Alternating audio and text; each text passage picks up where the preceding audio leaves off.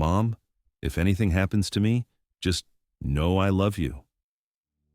Those were the last words 26-year-old Jessica Monroe texted her mother before vanishing on what was supposed to be a simple camping trip in the remote hills of Arkansas.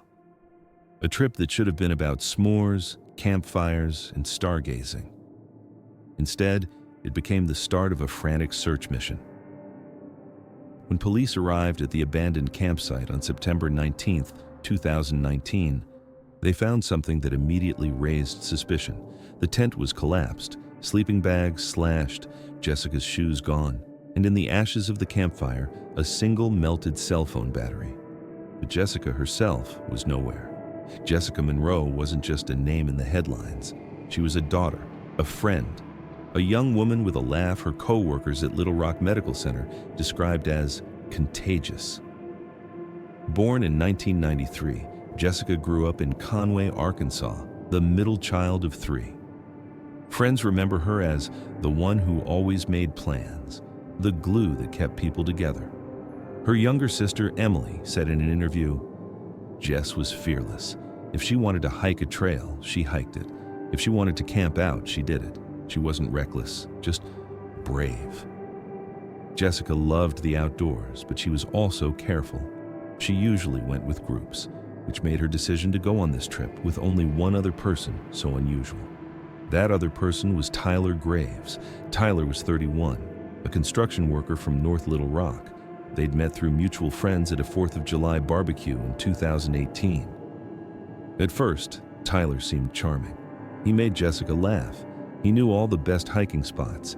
He texted her pictures of waterfalls, promising to take her there someday. But as weeks turned into months, cracks began to show. Jessica's best friend Hannah recalls, he didn't like her going out without him. If she posted a picture on Instagram, he'd question who was in the background. It went from sweet to controlling really fast. Still, Jessica gave him the benefit of the doubt. She thought maybe he was just insecure, but the red flags multiplied. In December 2018, neighbors reported hearing shouting from Jessica's apartment. Police were called, but no charges were filed. Jessica told officers it was just an argument. In March 2019, she confided in a co-worker that Tyler had shown up at her job unannounced, demanding to know who she was talking to in the hospital cafeteria. And in June, Emily noticed bruises on Jessica's arm. Jessica brushed it off. "It's nothing," she said. "Tyler just grabbed me too hard. He didn't mean it." But by September, Jessica's tone had shifted. She told Hannah she was thinking of leaving him. The last weekend they spent together would decide everything.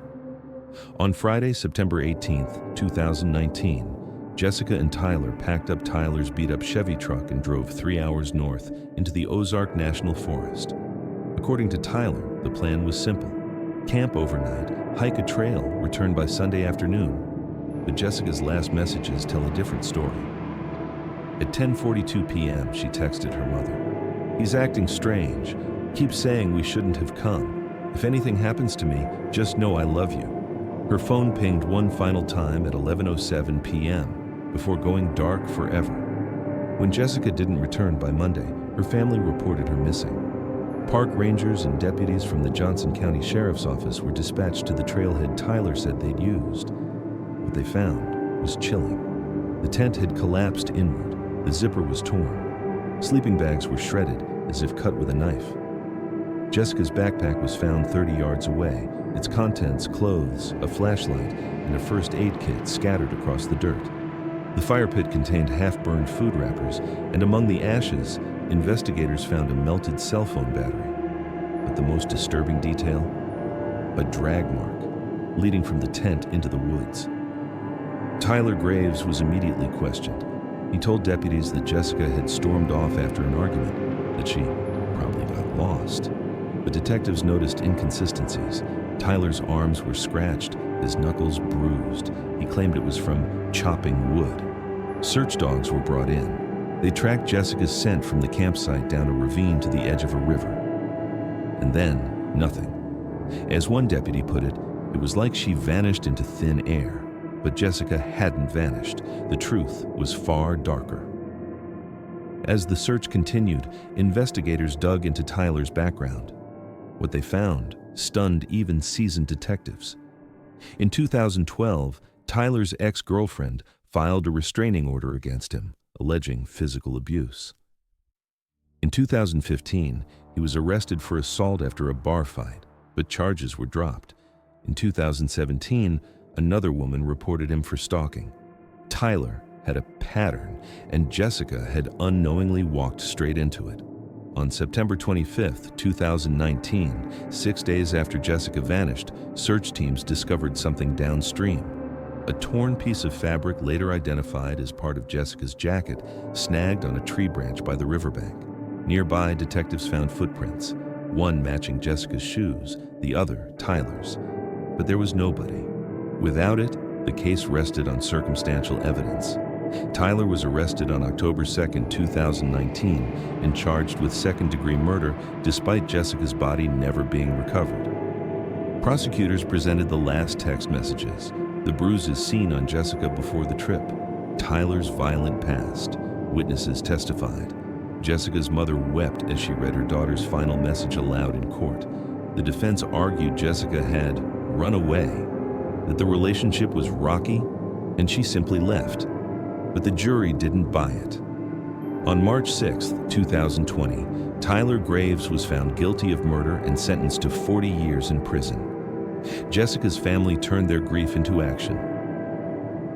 In 2021, they launched the Jessica Monroe Foundation, focused on domestic violence awareness and outdoor safety for women. Emily now speaks at universities, telling her sister's story.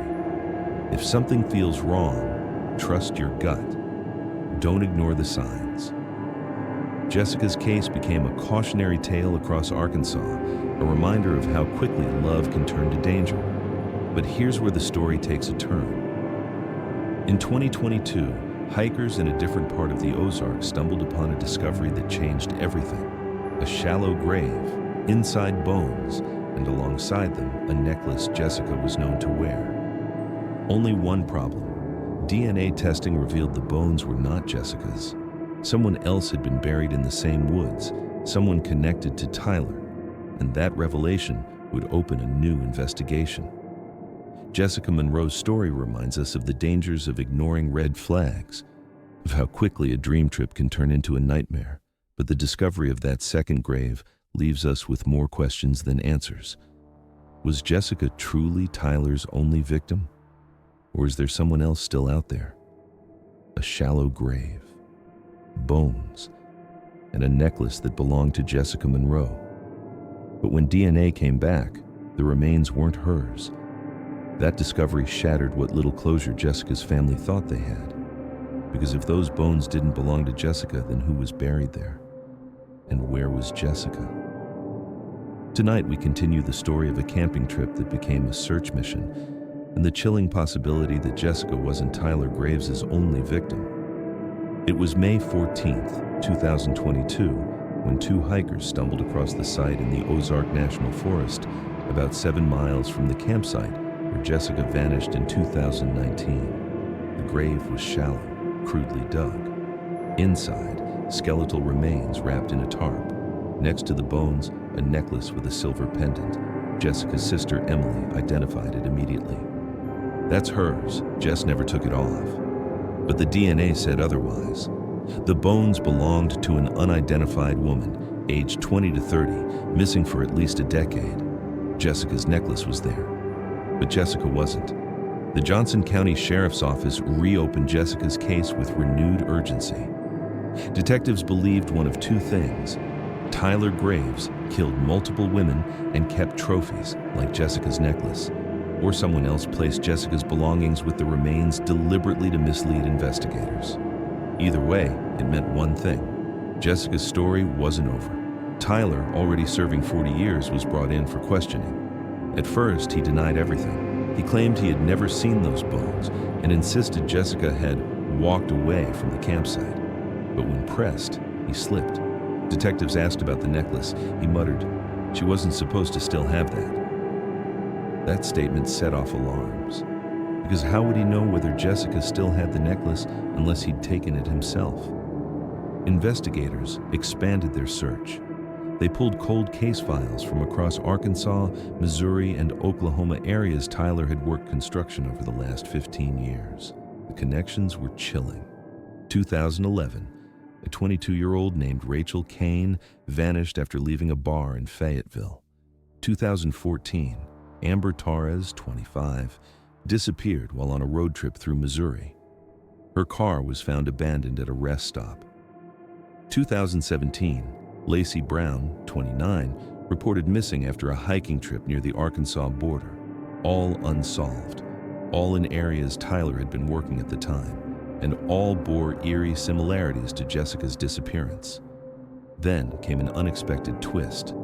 In July 2022, an anonymous caller phoned the sheriff's tip line. A male voice, distorted, said only one sentence: "You're looking in the wrong place.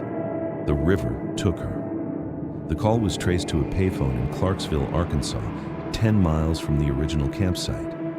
No one was ever seen using it, but investigators couldn't ignore the detail. Jessica's scent had last been traced by search dogs to the riverbank. Had she been taken by the current? Or was someone taunting the police with information only the killer would know? For Jessica's family, the tip reopened wounds. Emily told local reporters, "We just want her home. Alive or not, we need answers. And if there are other women out there, their families deserve answers too." The Monroe family continued their advocacy work, urging law enforcement not to let Jessica become another cold case. But what investigators uncovered next changed everything. During a search of a storage unit rented under Tyler's cousin's name, deputies found a box. Inside, 3 old VHS tapes. When played, the tapes revealed disturbing footage. Women tied up, blindfolded. Inside what looked like a shed. The angle suggested multiple hidden cameras. Jessica wasn't on any of the tapes, but one of the women matched the DNA of the skeleton found in the shallow grave. It confirmed 2 things. Tyler wasn't acting alone, and someone else was still out there. Detectives noticed something in the background of one tape, a man's reflection caught in a mirror. He wasn't Tyler. This man was taller, broader, his face obscured but distinctive enough to suggest an accomplice. Who was he? And had he been there the night Jessica disappeared? In October 2022, investigators traced the purchase of one of the hidden cameras to an online order. The shipping address? A house just 2 blocks from Jessica's childhood home in Conway.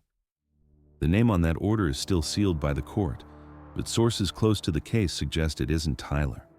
It's someone Jessica knew, someone she trusted, and someone who may have been watching her long before that camping trip. And if that's true, it means the real story of Jessica's disappearance is even darker than anyone imagined. The camping trip was just the beginning. The shallow grave, the tapes, the shadowy second man, each piece reveals a deeper web of violence and deception. But if Jessica's necklace was planted, and if the second man was someone she knew, then the search mission isn't just about finding her. It's about uncovering a hidden predator who may still be free today. In Part 2, we'll dive into the identity of that second man, the sealed records, and the possibility of a network far larger than one killer.